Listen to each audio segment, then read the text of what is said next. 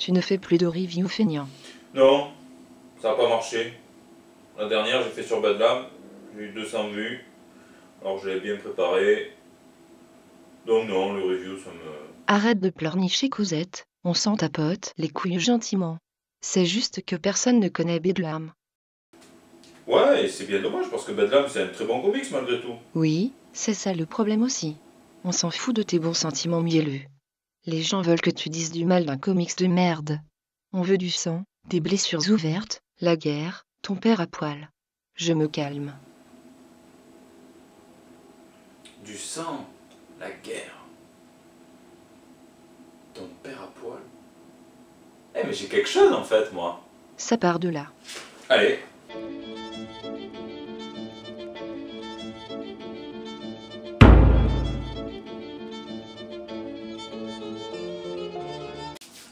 Mark Millar, il a travaillé chez DC sur Swamp Thing, sur Wonder Woman, sur Superman Red Son. Il a travaillé chez Marvel avec la Civil War, la série Ultimate, avec Old Man Logan et j'en passe. Il a créé son propre label, le Millar World. Il a sorti sous ce titre des séries phares comme Kick-Ass, comme Kingsman, comme Wanted, qui ont toutes été adaptées en blockbuster hollywoodien, qui ont fait des millions d'entrées. Steve McNiven, c'est un illustrateur canadien, il a travaillé chez CrossGen sur Meridian, il a travaillé chez Marvel, très souvent en étroite collaboration avec Mark Millar d'ailleurs, sur la Civil War, sur Old Man Logan, sur du New Avengers, sur du Ultimate aussi, plus récemment sur le gros crossover Avengers vs X-Men.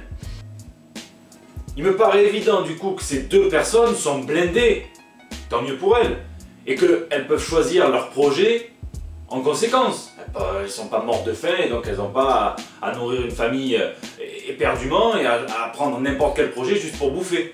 Mais du coup, pourquoi? Pourquoi Nemesis, c'est une ébauche de comique qui se prétend audacieux. Regardez, vous voyez l'allusion à Kick-Ass sur la cover du numéro 1.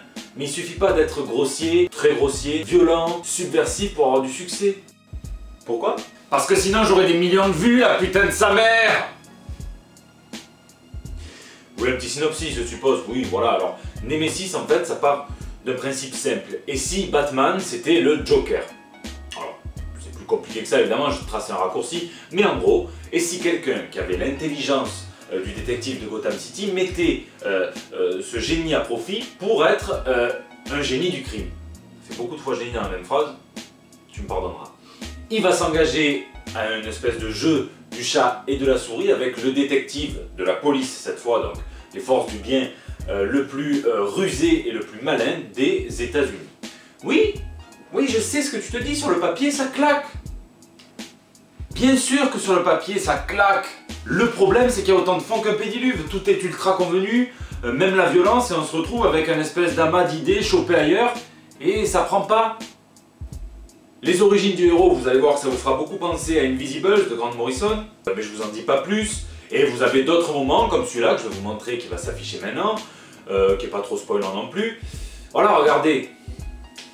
Ben ça, c'est la scène de The Dark Knight, de la moto, quand la Batmobile passe en mode moto. Bon. Mais au final, rien n'est apporté à ces emprunts, et ça tombe à l'eau. Enfin, à l'eau.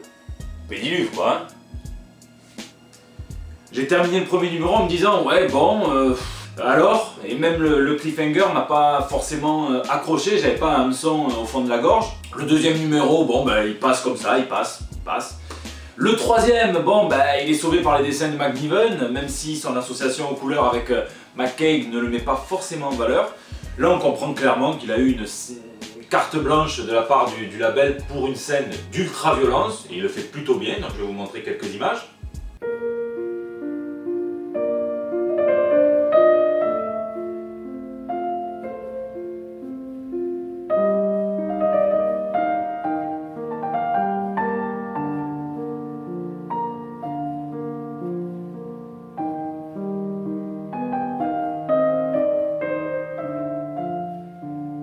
Et le numéro 4 respecte tout à fait son rôle de confrontation ultime entre le vilain et le héros, avec un petit twist final auquel On s'attendait un petit peu, mais bon.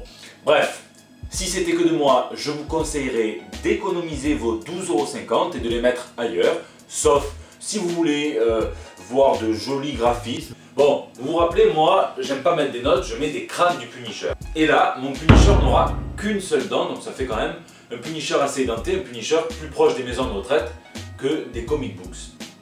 PS, post-scriptum, une suite à ce comics était censée sortir en septembre 2012, il y avait tout prévu, c'était fait, je suis même prêt à parier que certains comics avaient été imprimés.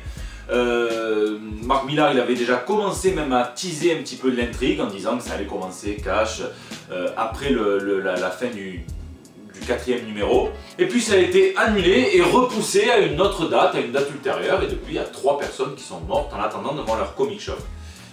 Et alors, en 2015 ça bouge un peu, on avait appris que la Fox avait acheté les droits pour une adaptation cinématographique, puis c'est passé de la Fox à la Warner, enfin bref, c'est un beau bordel tout ça. Moi, vous savez quoi? Je me tire.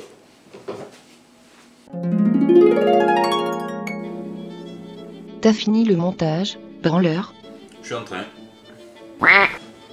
Mais t'étais là tout le temps, toi? Oh putain, ma réputation. Après les gens ils vont dire ouais, le commis dans son bain. Plus je vous jure, j'ai même pas de baignoire.